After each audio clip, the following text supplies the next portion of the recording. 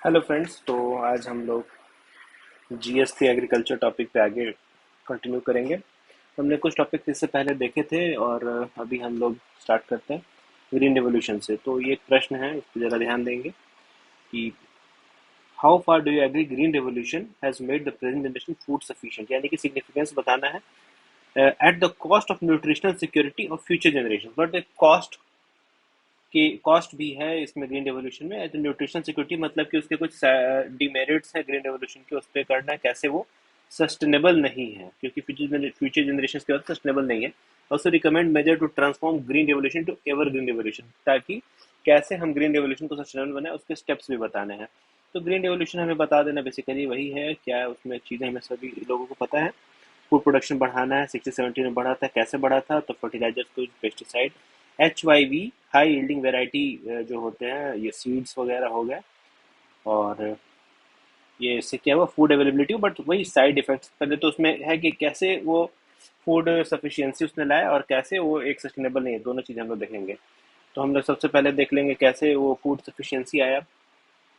तो उसमें food grain जो आउटपुट है 81 मिलियन टन थे 1960 में, और 2021 में 309 मिलियन टन हो गया, यानी कि ऑलमोस्ट 4 टाइम्स हो गया। India transition of at dependency of PL480 to being major exporter. तो हम लोग पहले एड पे डिपेंडेंट थे, अभी एक्सपोर्टर बन गए हैं, तो एक ये अचीवमेंट है ग्रीन रेवोल्यूशन का। And then there is this improved accessibility of food and in short such scheme such as AAY हो गया, PMGKY कोविड-19 में आया था, अंत्योदय अन्न योजना हम लोग जानते हैं, NFSA है, TPDS है। तो एक्सेसिबिलिटी ऑफ फूड बढ़ गया, फूड का प्रोडक्शन भी बढ़ गया, एक्सेसिबिलिटी बढ़ गया। And then there is this emphasis on paddy cultivation, livelihood support, agriculture employment हुआ, माइग्रेंट एग्रीकल्चर लेबर को जॉब मिला, एम्प्लॉयमेंट अपॉर्चुनिटी मिला। Linkage between agriculture and industry, modernised agriculture is a fertiliser operation, flood was started, milk production, success of cooperative model. तो ये सारी चीज़ें green revolution के basic benefit है। अगर मैं ब्रॉडली हम लोग देखें तो प्रोडक्शन वाइज है और एक्सेसिबिलिटी वाइज है और एम्प्लॉयमेंट वाइज है, बट उसके कैसे वो सस्टेनेबल नहीं है। तो it has made India agriculture serious entry. पहले तो हम लोग देखते हैं कि क्या जो समस्याएं हैं क्रॉपिंग पैटर्न में, राइस वीट बायस वाली बात है, सीरियस सेंट्रिक है, और डे डिस्प्लेस मोर न्यूट्रिशनल पल्स वगैरह को अब यहाँ पे उतना ज़्यादा इंपॉर्टेंस नहीं दिया गया। और कोर्स ग्रेन्स और पल्सेस, इनके कॉस्ट पे राइस और वीट का प्रोडक्शन बढ़ा है। तो इससे हमें एक समस्या है जैसे NCD लाइक डायबिटीज, तरीके से हेल्थ से अपने रिलेट कर दिया इसको। उसके बाद क्रॉपिंग पैटर्न से क्या, sustainability of agriculture, soil fertility, हम लोग जानते हैं पंजाब हरियाणा में क्या हुआ है, वाटर टेबल नीचे चला गया है, और ये हमने ये पता है, एंड फर्टिलिटी भी लॉस हुआ है due to crop rotation practices वगैरह, ये सब चीज़ें नहीं रही। और policy enacted in the era of food scarcity और no more relevant due to rise of new factors such as climate change and water scarcity. Water export in the form of rice in the middle of depleting ground water. तो हम लोग जान रहे हैं कि अगर rice हम लोग कहीं एक्सपोर्ट कर रहे हैं तो राइस नहीं, बेसिकली वो वाटर एक्सपोर्ट कर रहे हैं। तो क्योंकि वाटर एक्सपोर्ट है, वाटर इंटेंसिव क्रॉप है राइस, हमें ये सब पता है।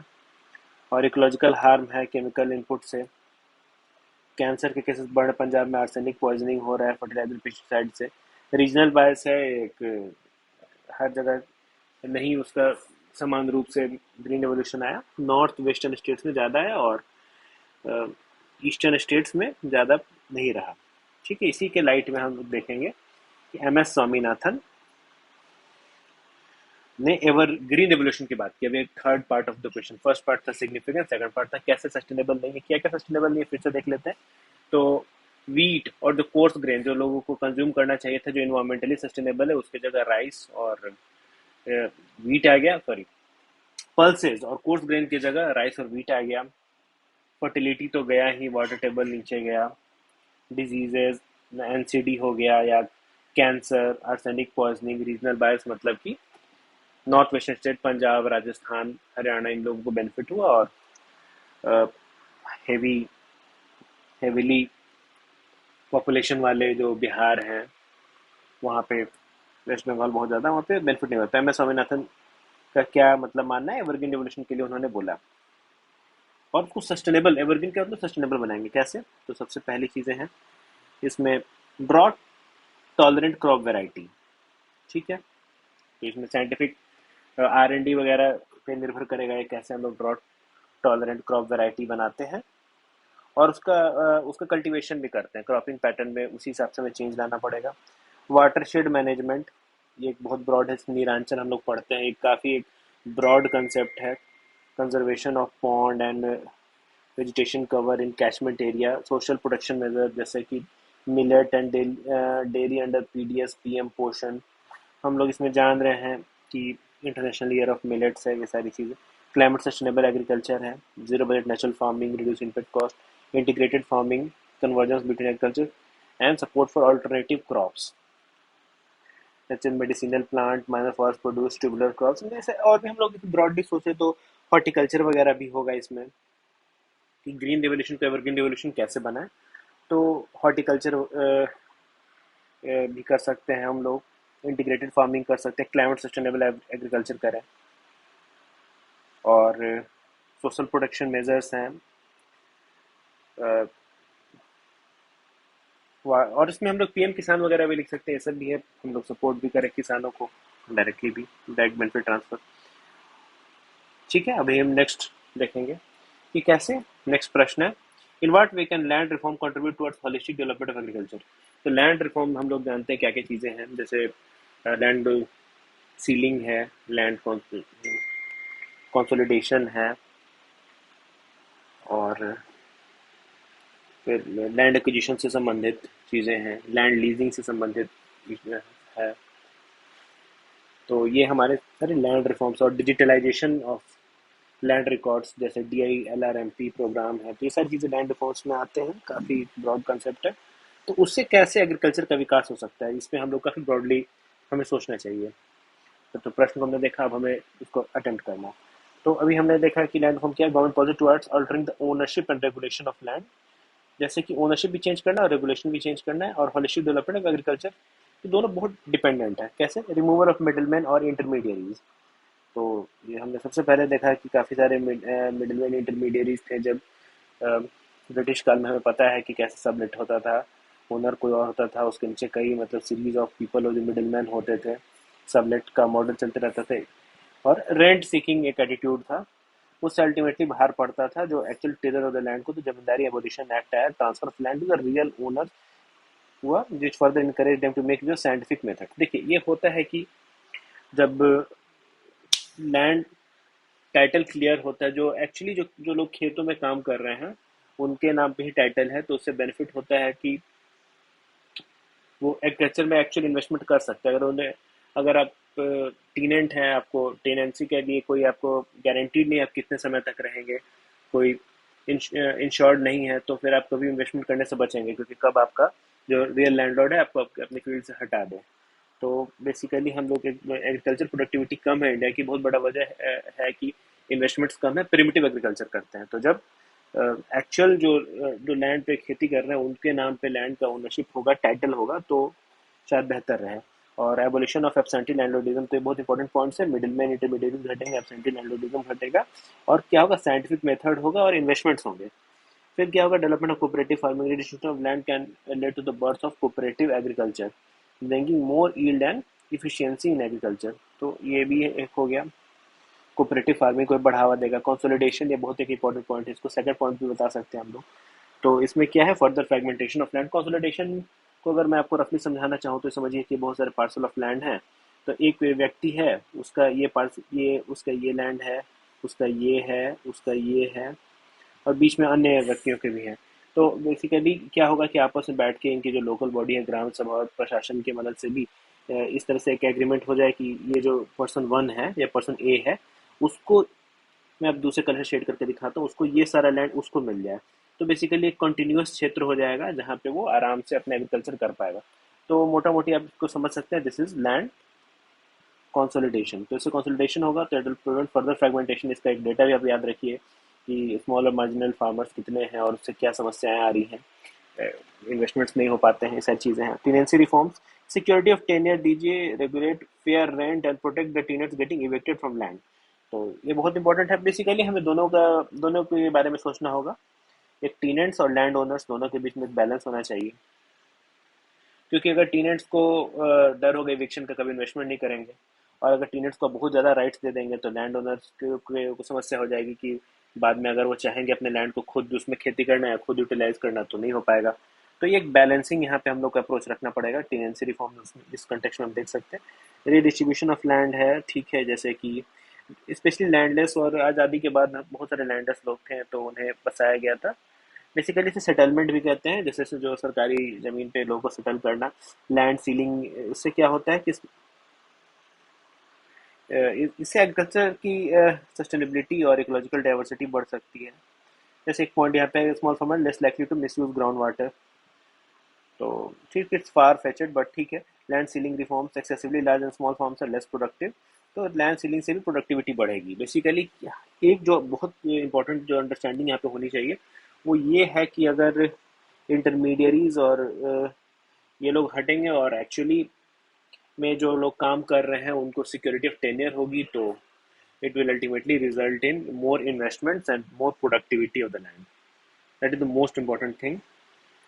और हम लोग जानते हैं कि एग्रीकल्चर में कैसे तकनीक का इस्तेमाल करके, टेक्नोलॉजी का इस्तेमाल करके, जैसे उसमें जियो स्पेशल टेक्नोलॉजी है, ड्रोन्स हैं, और बेसिकली हम लोग पढ़ते हैं ई नैम है, ENWR negotiable warehouse receipts, और बहुत सारी चीज़ें हम लोग पढ़ते हैं। तो सारी चीज़ें स्मॉल स्केल पे करना मुश्किल है। जैसे जैसे स्केल ऑफ प्रोडक्शन बढ़ेगा तो उसमें बढ़ेगा। तो ये सारी चीज़ें हैं, बट यहाँ पे लैंड, इसमें फिर इसके आगे critically analyse the achievement of land reform से सेकंड पार्ट था क्वेश्चन का। तो कुछ हम लोग पॉजिटिव और नेगेटिव दोनों देखेंगे। तो पॉजिटिव है substantial decrease in exploitation of landless farmers, ठीक है, मॉडर्न लेबर्स वगैरह कम हुए। ग्रीन रिवोल्यूशन आया, फूड सरप्लस बने, हम लोग फूड डेफिसिट हम लोग लास्ट प्रॉब्लम में देख रहे थे कैसे हम लोग ये डिपेंडेंसी ऑफ PL 480 पे थे और अभी हम लोग फूड एक्सपोर्टिंग कंट्री हो गए हैं। Enhance socio economic status, marginalise Yadav Reddy Jat, ये सब जो लैंड ओनर कम्युनिटीज हैं, जैसे बोलते हैं कि गुजर हो गए, यादव हो गए, रेड्डीज हो गए, जाट, ये land reforms have been enhanced the bargaining power, ठीक है। बट इश्यूज अभी भी क्या रह गए, हमें मेनली इश्यूज पे ध्यान दे रहे हैं। देखिए, अच्छाइयाँ तो हमें पता है, जो भी हम लोग देख रहे हैं काफी हद तक हुआ है, बट बहुत हद तक नहीं भी हुआ है। किस हद तक नहीं हुआ है, जैसे यहाँ पे रीजनल हम लोग पता है कि केरला में या वेस्ट बंगाल में हुआ है, ज़्यादा बेहतर एक एग्जाम्पल की तरह भी यूज कर सकते हैं। But absence of corresponding farmers in credit availability, technology, land record, digitalisation, सबसे इशू है कि डिजिटलाइजेशन। और डिजिटलाइजेशन होने, ये भी इसमें भी आप लिख सकते हैं कि कैसे लैंड रिफॉर्म तो डिजिटलाइजेशन भी एक कॉम्पोनेंट है। और जब डिजिटलाइज हो जाएगा तो क्या होगा, बेसिकली ROR ऑनलाइन क्लियर हो जाएगा। ROR क्लियर होगा तो क्या होगा कि फॉर्मल क्रेडिट का रास्ता ओपन हो जाएगा। फॉर्मल क्रेडिट का क्या होगा, तो अभी क्या होगा, जो हमारे थर्ड पार्टी क्रेडिट जो किसान लेते हैं और वो काफ़ी एग्जॉर्बिटेंट रेट पे लेते हैं, तो अभी फॉर्मल क्रेडिट मिलेगा, चीप क्रेडिट मिलेगा, तो इन्वेस्टमेंट्स वगैरह कर सकते हैं। और एग्रीकल्चर डिस्प्यूट लिटिगेशन वगैरह कम होगा, तो that's a very big thing. यहाँ पे हम लोग एक पॉइंट जरूर ऐड करेंगे अपने से, that is digitalisation is also land reform. And then there is this LARR act 2013, that is land acquisition act, जिससे फेयर कंपनसेशन मिले। तो उसमें तीन चार चीज़ें हैं कि किस रेट पे में आपको कंपनसेशन मिलेगा और कितने लोगों का उसमें कंसेंट चाहिए, शायद 60 or 70% जो लोकल फार्मर्स हैं उनका कंसेंट चाहिए लोकल बॉडी का। और 2 times 4 times का रहता है, 2 times in rural and 4 times in urban, something like that. तो ये सारी चीज़ें हम लोग देख लेंगे। LARR भी है, उससे भी एग्रीकल्चर का तो नहीं, बट बाकी इंडस्ट्रियल विकास तो काफ़ी होगा। बट डिजिटलाइजेशन का तो एग्रीकल्चर पे भी काफ़ी अच्छा प्रभाव पड़ेगा, पॉजिटिव प्रभाव पड़ेगा। बट इशू क्या रहा कि corresponding reforms, credit availability, technology, land reform, agriculture shown poor growth. Poor growth, अभी एग्रीकल्चर की स्थिति तो बहुत इनकरेजिंग नहीं है इंडिया में, अगर मैक्रो लेवल पे देखें हम लोग, in terms of employment, in terms of share in GDP। और हम लोग देखते हैं कि हम लोग ने डायरेक्ट जंप किया सर्विसेज में, ट्रांजिशन भी अच्छा नहीं हुआ, डिस्गाइज अनएम्प्लॉयमेंट, सारी चीज़ें हैं। Major target of curbing poverty and insuring robust rural growth remain unfulfilled. Land fragmentation, ये वाला जो एग्रीकल्चर सेंसस का डेटा दे दीजिए। Political patronage, MSP, loan waiver, ये सारी चीज़ें हैं। So ultimately, how can we conclude that a fair share of land have the fair share of success? There remain an unfinished agenda that need to scientific approach of land management. Regulation, देखिए land के बारे में जो unique चीज़ें हैं कि land कभी बढ़ता नहीं है। इसलिए आप देखेंगे ट्रेडिशनल सोच है, गांव में आपके जो बुजुर्ग होंगे वो ऐसी बातें करते होंगे, यार कि ज़मीन नहीं बेचना है या ज़मीन में इन्वेस्ट करो, प्रॉपर्टी में। Basically land can never, like the quantum of land that is available for Mankind, that is never gonna increase, it is always gonna decrease and decrease. So it's a very important asset that should be used in a scientific and a judicial judicious manner for the welfare of all. So this is how we are understanding the concept of land reforms and its utility in agriculture. Now then there's another thing that is related to land, there is land pooling. So land pooling, land acquisition, land leasing, all are different concepts. We'll try to touch them in what we are in our lectures. So the next thing is land pooling. So it is land acquisition strategy where a single agency or government body consolidates a small land parcel into a large parcel, provide it with infrastructure and returns a sizable land portion of redeveloped land to the original owner after deducting some portion as the cost of infra development. Present scheme is in execution in Delhi and Andhra प्रदेश. तो बहुत simple सी बातें हैं. यहाँ पे बहुत सारे किसानों के छोटे छोटे पार्सल ऑफ लैंड थे. यहाँ पे सरकार ने क्या किया, सभी से ले लिया और उसमें किसी बिल्डर को दिया या किसी एजेंसी को दिया. उसके बाद उसने पूरे लैंड को डेवलप किया और उसमें से सबके लैंड से थोड़ा सा छोटा, थोड़ा सा कम करके सभी लोगों को वापस से रीएलोकेट कर दिया जो म्यूचुअली एग्रीएबल टर्म्स पे. और थोड़ा सा जो एक्स्ट्रा जो बच गया जो लैंड, वो उसका ये डेवलपमेंट कॉस्ट हो गया. तो समथिंग लाइक दैट आप ये समझ सकते, बेसिक सी चीज़ें हैं, ज़्यादा कॉम्प्लेक्स नहीं है. सो अभी इसमें क्या है बेनिफिट, क्या लैंड ओनर के लिए, क्योंकि देखिए जब लैंड डेवलपमेंट हो जाएगा, वहाँ पे मान लेते हैं सड़क बन गया, वहाँ पे ड्रेनेज बन गया, उसमें उस एरिया को एक वेस्टलैंड से उसने कन्वर्ट किया डेवलपर ने, तो उसका क्या, वो लैंड की वैल्यू इंक्रीज हो गई. मान लेते हैं उसने एक अप्रोच नेशनल हाईवे से कनेक्ट करते हैं, अप्रोच रोड बना दिया, तो लैंड की वैल्यू इंक्रीज हो गई. तो चलो आपका लैंड का क्वांटम श्रिंक हुआ, पहले 10 यूनिट था, अभी वो 9 यूनिट हो गया, 8 यूनिट हो गया, बट स्टिल अगर वैल्यू काफ़ी बढ़ जाती है तो अल्टीमेटली काफ़ी बेनिफिट होगा किसान को या लैंड ओनर को. और उसके बाद क्या, accessibility for substantially better infra, road, hospital, school, water, conversion of irregular parcel into plot of regular size and shapes. तो हम लोग जानते हैं कि लैंड कैसे होते हैं, कोई भी शेप का हो सकता है, पैरेललोग्राम, सर्कल, कुछ भी हो सकता है.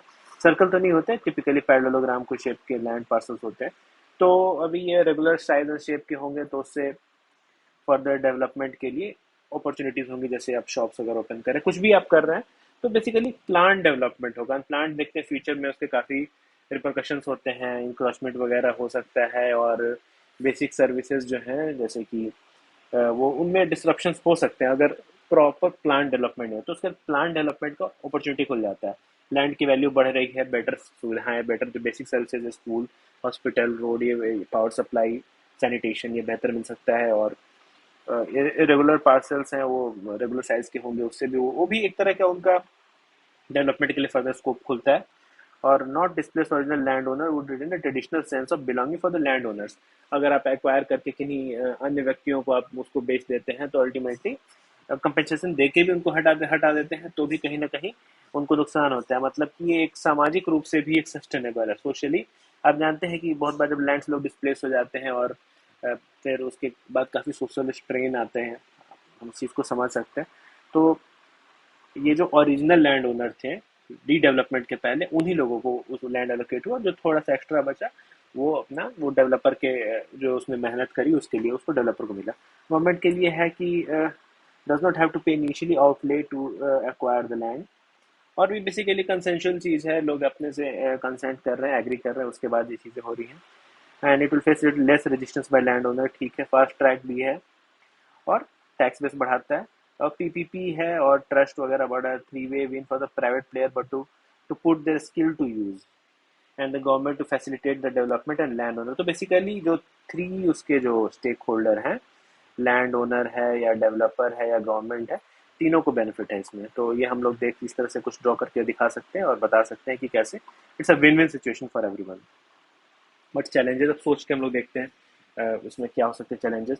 तो सबसे पहले है कि कंसेंट, जैसे कि मान लेते हैं कि 15 लोग हैं, उसमें से बीच वाला एक है वो एग्री नहीं करता है, तो क्या उसकी वजह से कैसे प्रोजेक्ट को हम लोग ड्रॉप कर देंगे, ये इस पर भी सोचना होगा हम लोगों को कि कंसेंट किस फॉर्म में लेना है और कैसे.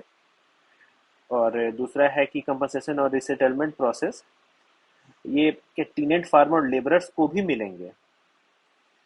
और ये होता है कि जो आपने रीडेवलप किया और दूसरा मतलब एग्रीकल्चर से नॉन एग्रीकल्चर यूज में भी चला गया, अगर लैंड यूज भी चेंज हो जाता है, तो उस केस में what will happen to the tenants of the agriculture labours, ये सारी चीज़ें हमें उनके भी रिहेबिलिटेशन, रिसेटलमेंट, इन चीज़ों के बारे में, प्रॉपर कंपनसेशन के बारे में सोचना पड़ेगा. और इनकन्सिस्टेंसीज हैं, लीगल इश्यूज हैं उसमें. और it is difficult to apply for land pooling in congested urban area, जैसे कि एकदम बिल्कुल अ, खाली लैंड है, रूरल एरिया है, लैंडस्केप है, तो वहाँ पे लैंड पूलिंग संभव है। और बट रूरल एरियाज में, अर्बन एरियाज में थोड़ा मुश्किल है। और restarting farming on reconstituted plots incur high cost, new farm equipment must be, ठीक है, सारी चीज़ें हैं। Given the need for development land acquisition by the state है परसेंटेज, ठीक है, ये सारी चीज़ें हैं।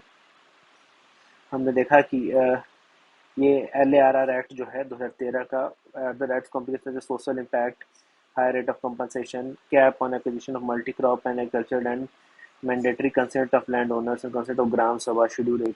तो ये सब है, ये सारी चीज़ें हैं। तो हमें बस ये अंडरस्टैंडिंग इसमें लैंड पूलिंग क्या है और लैंड एक्विजिशन में आगे हम लोग देख लेंगे और क्या क्या इसमें इशूज होते हैं, विल सी दैट।